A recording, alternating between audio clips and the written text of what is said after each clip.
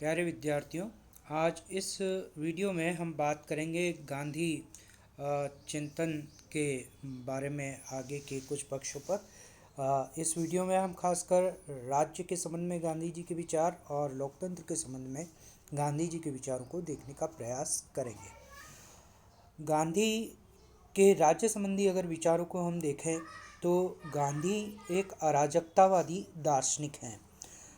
उन्होंने शव को दार्शनिक अराजकतावादी कहा। अराजकतावादी होने का अर्थ यह है, राजनीति विज्ञान के विद्यार्थियों को और सभी को ये समझना आवश्यक है कि अराजकतावादी होने का मतलब है अराज, यानी जो राज्य का समर्थन नहीं करते हैं वे दार्शनिक अराजकतावादी कहलाते हैं। यानी जो राज्य के का विरोध करें, राज्य की सत्ता का विरोध करें, वे दार्शनिक अराजकतावादी दार्शनिक कहलाते हैं। और गांधी ने स्वयं को दार्शनिक अराजकतावादी कहना पसंद किया। गांधी ने अमेरिकी विद्वान थे थोरो से ही विचार ग्रहण किया कि शासन नहीं करने वाली सरकार आदर्श सरकार है। ऐसा क्यों है? गांधी दरअसल ये कहते हैं कि अगर राज्य होगा तो सरकार होगी, सत्ता होगी। और सरकार किन लोगों की होगी? उन्होंने कहा सरकार उन लोगों की होगी जो प्रभावी हैं, और वे कुछ प्रभावी लोग होंगे, समाज के कुछ गिने चुने लोग होंगे जो अपने अर्थ के बल पर या अपनी दूसरी ताकत के बल पर दूसरे लोगों पर शासन करेंगे।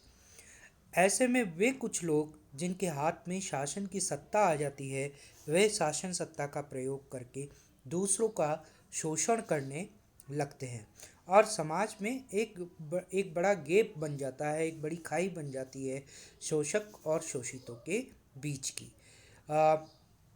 इसलिए गांधी ये कहते हैं, मार्क्स की तरह, कार्ल मार्क्स की तरह ही ये मान रहे हैं कि अगर राज्य होगा तो शोषण जारी रहेगा। इसलिए वह राज्य का या शासन सत्ता का विरोध करते हैं और वह कहते हैं राज्य हो अगर शासन है भी तो वह सरकार जो शासन नहीं करे। इसका अर्थ क्या है? शासन नहीं करने से उनका अर्थ यह है कि वह अपने आदेशों के द्वारा, वह अपने कठोर कानूनों के द्वारा जनता का दमन नहीं करे तो वह आदर्श सरकार है। वह ये कहते हैं कि राज्य का अस्तित्व व्यक्ति के कल्याण के लिए होता है, लेकिन प्रैक्टिकली व्यावहारिक रूप में राज्य जो है वो व्यक्ति का कल्याण नहीं करता, अपितु कई बार अपनी सत्ता का प्रयोग करके वह जनता का दमन करने का प्रयास करता है।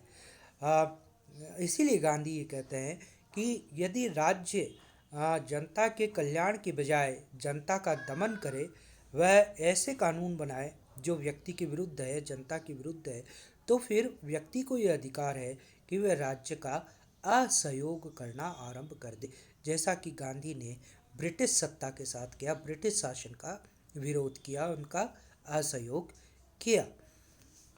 गांधी ये कहते हैं कि राज्य उत्पन्न क्यों होता है? तो गांधी ने कहा राज्य की उत्पत्ति मानवीय दुर्बलताओं से उत्पन्न सुविधा के लिए हुई। वह मानवीय दुर्बलता क्या है? इस बात को यूँ समझें कि गांधी ये कहना चाहते हैं कि दरअसल राज्य की या शासन की या कानून की आवश्यकता हमें क्यों होती है? हमारी मानवीय दुर्बलताओं के कारण। वह मानवीय दुर्बलताएं क्या है? वह मानवीय दुर्बलताएं यह है कि हम एक दूसरे के साथ प्रतिस्पर्धा करते हैं, हम असीमित हमारी जो संसाधन है, इस प्रकृति में जो संसाधन है उनका असीमित प्रयोग करने की हमारे अंदर होड़ लग जाती है। इस कारण से हमारी जो एक असीमित इच्छाएं और उन असीमित इच्छाओं को पूरा करने के लिए अपरिमित साधनों की आवश्यकताएं, और इन आवश्यकताओं को प्राप्त करने के लिए जो आपसी होड़ है, यह आपसी होड़ हमारे समाज में हिंसा को पैदा करती है, आपसी लड़ाइयों को पैदा करती है। और इस हिंसा या आपसी लड़ाइयों को निपटाने के लिए हमें फिर कानून का सहारा लेना पड़ता है, हमें न्याय व्यवस्था का सहारा लेना पड़ता है, हमें अपराध जो इस हिंसा के जरिए जो अपराध करते हैं लोग, उनको सुधारने के लिए फिर न्यायालयों की ज़रूरत पड़ती है, जेलों की ज़रूरत पड़ती है। ये जो सारा राज्य का सेटअप है, ये राज्य का सेटअप वास्तव में मनुष्यों के बीच में होने वाले इस हिंसात्मक संघर्ष को रोकने के लिए होती है। और ये जो हिंसा है, ये व्यक्तियों के बीच की जो हिंसा है, वो मानवीय दुर्बलताओं से उत्पन्न होती है।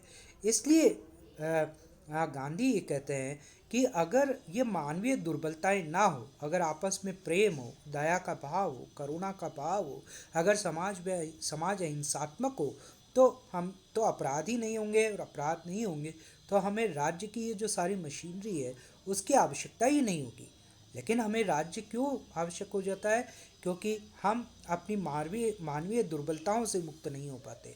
इसलिए गांधी कहते हैं कि राज्य मानवीय दुर्बलताओं से उत्पन्न सुविधा है। फिर वे आधुनिक राज्य पर विचार करते हुए गांधी कहते हैं कि आधुनिक जो राज्य है वो पूंजीवादी राज्य है, क्योंकि आधुनिक राज्यों में लोकतंत्र के नाम पर जब चुनाव होते हैं तो उन चुनावों में आ, जो जिस तरह से पैसा बहाया जाता है, उस पैसे के कारण से जो पूंजीवादी व्यक्ति है, जिसके पास धन है, वह पूंजी के बलबूते पर शासन सत्ता में स्थापित हो जाता है, और वह शासन सत्ता का इस्तेमाल अपने पूंजीवादी हितों की पूर्ति के लिए करता है। यहाँ गांधी बहुत कुछ कार्ल मार्क्स की तरह की बात करते हैं, और इसीलिए वह आधुनिक राज्य को पूंजीवादी राज्य कहते हैं, जो निरंकुश है, जो व्यक्तिगत स्वतंत्रता का दमन करता है, और जो संगठित हिंसा का प्रतीक है। ये बड़ा महत्वपूर्ण स्टेटमेंट है गांधी का। गांधी ने राज्य को संगठित हिंसा का प्रतीक माना। स्टेट एक ऑर्गेनाइज्ड क्राइम करता है। कैसे? कि स्टेट में बैठे हुए जो लोग हैं, वह कुछ लोग होते हैं, वह कुछ लोग जो ताकतवर हैं, वह ताकतवर लोग अपने हितों की पूर्ति के लिए संसद के माध्यम से कानून बनाकर और फिर कानून के जरिए जनता का शोषण करते हैं। इस रूप में कानून के भीतर लिख करके या कानून बना करके हिंसा की जाती है या लोगों का शोषण किया जाता है। इसलिए राज्य संगठित हिंसा का प्रतीक है। गांधी कहते हैं कि आधुनिक युग, इस पूंजीवादी युग में सब कुछ पैसा हो गया है, और राज्य की व्यवस्था भी पैसों से संचालित होने लगी है। इस दौलत ने आत्मा को भी रोग मुक्त कर दिया है। और खासकर पश्चिम की सभ्यता के बारे में वो कहते हैं कि पश्चिम में भले ही लोकतांत्रिक व्यवस्था हो, पश्चिम में भले ही संसद हो, पश्चिम के देशों में लोकतांत्रिक मूल्यों की बात होती हो, लेकिन पश्चिम की जो सभ्यता है वो वस्तुतः भौतिकवादी सभ्यता है। और उस भौतिकवादी ये सभ्यता के कारण से जो पूंजी की आपसी होड़ है, जो पैसों की जो होड़ है, वह उसको एक शैतानी सभ्यता में तब्दील कर देती है। इसीलिए उन्होंने पश्चिम की सभ्यता को शैतानी सभ्यता कहकर संबोधित किया। और गांधी कहते हैं इसलिए इस पूंजीवादी युग में राज्य भले ही लोकतांत्रिक हो, लेकिन वह शोषणकारी होता है, वह सामाजिक बुराई का परिणाम होता है। राज्य का निर्माण ही मनुष्यों के आपसी हिंसा से निपटने के लिए होता है। इसलिए राज्य भले ही चुनाव का हम औपचारिकताएं करते हों, लेकिन वह मात्र औपचारिकताएं होती है। चुना वही जाता है जो शक्तिशाली होता है, और जहाँ शक्ति की बात आ गई वहाँ पर हिंसा, जहाँ बल की बात आ गई वहाँ हिंसा होगी ही होगी। इसलिए गांधी ये कहते हैं कि सत्ता हमेशा जो है, सरकार हमेशा जो है, वह संगठित हिंसा करती है। वह गांधी ने कहा 4 तरीकों से राज्य व्यक्ति का शोषण करता है, या व्यक्ति को दबाने का प्रयास करता है, या व्यक्ति का दमन करने का प्रयास करता है। पहला है अभित्रांश, यानी अगर अभित्रांश क्या है कि राज्य के पास इतनी पावर है, इतनी शक्ति होती है कि अगर आप राज्य का विरोध नहीं कर सकते, अगर आप राज्य का विरोध करेंगे तो वह कानूनी ढंग से आपको कुचलने का प्रयास करेगी। हाँ, जैसे ब्रिटिश शासन करता था, आज भी दुनिया के कई शासन करते हैं।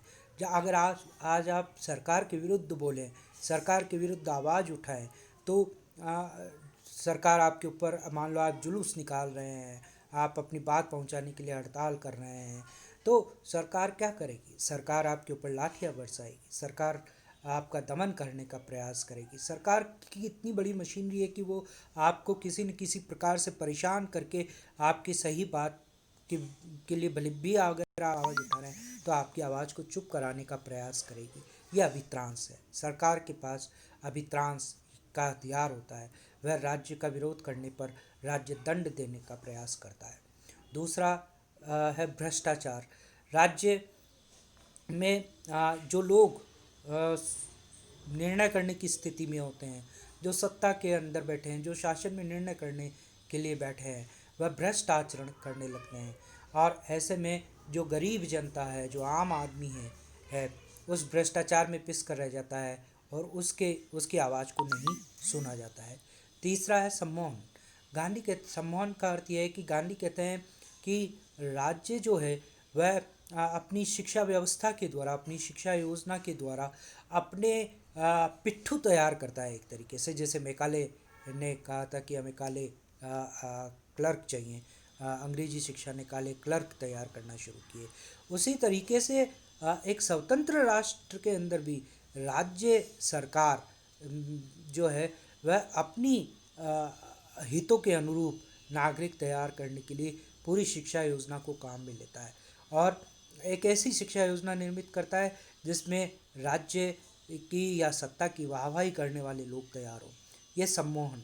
और लोग राज्य को ही सब कुछ मान लेते हैं, सरकार को सब कुछ मान लेते हैं और सरकार या जो राज्य है वह उनका शोषण करता चलता है। और चौथा हथियार राज्य के पास होता है सैन्य तंत्र। उसके पास सैन्य बल होता है। उस सैन्य बल के द्वारा वह युद्ध का एक बवंडर दिखा करके व्यक्ति के अधिकारों को कुचलता है, व्यक्ति की स्वतंत्रताओं को कुचलने का प्रयास करता है। इसलिए व्यक्ति राज्य के विरोधी है और इसीलिए वह अराजकतावादी दार्शनिक कहे जाते हैं। गांधी लोकतंत्र के भी विरोधी हैं। वह औपचारिक लोकतंत्र के विरोधी हैं। औपचारिक लोकतंत्र यानी जिसमें चुनाव हो जाए, सरकार बन जाए, नियतकालिक चुनाव हो रहे हैं, सरकार बन रही है, वो कह रहे हैं ये सब दिखावा है। वास्तव में लोकतंत्र तब मजबूत हो सकता है जब उसमें नीचे से प्रतिनिधित्व आए, लेकिन जब ऊपर से सब कुछ थोप दिया जाता है तो वह लोकतंत्र मात्र दिखावा होता है। उन्होंने पश्चिम का जो लोकतांत्रिक मॉडल है उसका विरोध किया। उसने ब्रिटेन के संसदीय प्रजातंत्र का विरोध किया। उन्होंने ब्रिटेन की संसद की आलोचना करते हुए उसे बांझ और बेसवा कहा। उन्होंने कहा ब्रिटिश की संसद दासता का प्रतीक है बेसिकली, क्योंकि हमने तो एक बार प्रतिनिधि चुन लिया, अब हम उस 5 साल के लिए उस प्रतिनिधि के गुलाम हो गए। अब जरूरी नहीं है कि वो प्रतिनिधि हमारी आवाज़ उठाएगा या हमारी बात को कहेगा। और संसद जब बैठेगी तो वह तो संख्या के आधार पर फैसला करेगी। उस पर वह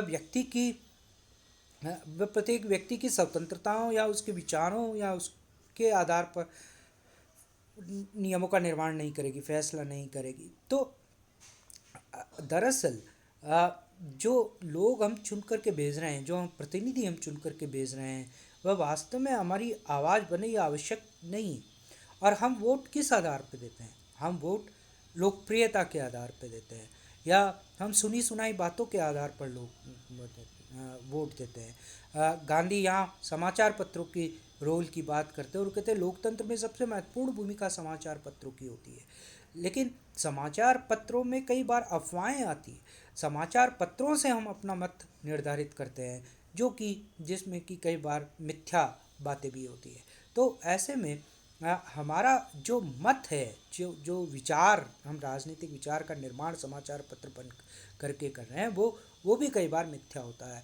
और ऐसे में हम गलत प्रतिनिधियों को चुनते हैं जो हमारी दिल की आवाज़ या हमारी मन की जो बातें हैं उनको संसद के समक्ष नहीं रखता है। इसलिए संसद में जो कानून बनते हैं वो ज़रूरी नहीं है कि वह जनता की इच्छाओं के मुताबिक हो, वह जनता की इच्छाओं के विरुद्ध भी होते हैं। इसीलिए उन्होंने संसदीय प्रजातंत्र का विरोध किया। क्योंकि वहाँ पूरा काम जो संसद में होता है वो दलों के आधार पर होता है। जो प्रतिनिधि हम चुनते हैं वह अपने दल के नेता या दल के अनुशासन में बंद करके कार्य करता है, वह हमारी बात को नहीं रखता है। इसलिए गांधी ने दल विहीन लोकतंत्र की बात की कि अगर आपको वास्तविक लोकतंत्र स्थापित करना है तो वो पार्टीलेस डेमोक्रेसी होनी चाहिए। व्यक्ति को पार्टी के आधार पर नहीं बल्कि उसके गुणों के आधार पर चुना जाए। वह एक ऐसा शासन चाहते हैं जिसमें मिलावट विहीन अहिंसा हो। मिलावट विहीन अहिंसा का मतलब है कि जिस कार्य के करने से कोई दूसरी हिंसा पैदा ना होती हो, ऐसी मिलावट विहीन अहिंसा का शासन होना चाहिए। फिर गांधी एक बड़ी महत्वपूर्ण बात कहते हैं कि लोकतंत्र केवल व्यवस्था के रूप में स्थापित करने से लोकतंत्र नहीं आता। लोकतंत्र हमारे भीतर से पैदा होता है। लोकतंत्र तब पैदा होता है जब हम जो अधिकार अपने लिए चाह रहे हैं वही अधिकार हम दूसरों को देने के लिए तैयार होते हैं। जब हम सहिष्णु होते हैं, जब हम जो चयन की आज़ादी हम अपने लिए चाहते हैं, जो विकल्पों की आज़ादी हम अपने लिए चाहते हैं, वही आज़ादी जब दूसरों को भी उनके चयन के लिए हम देने के लिए तैयार होते हैं, तब लोकतंत्र का निर्माण होता है। इसलिए लोकतंत्र बाह्य व्यवस्था नहीं है, लोकतंत्र आंतरिक व्यवस्था है। जब हम दूसरों के अधिकारों का सम्मान करना सीखते हैं, तब लोकतंत्र की स्थापना होती है। लेकिन जो व्यवस्था के रूप में जो लोकतंत्र हमारे सामने है, आधुनिक लोकतंत्र जो हमारे सामने है, उसमें ऐसा नहीं होता है। इसलिए गांधी ने इस आधुनिक लोकतंत्र का विरोध किया। Thank you.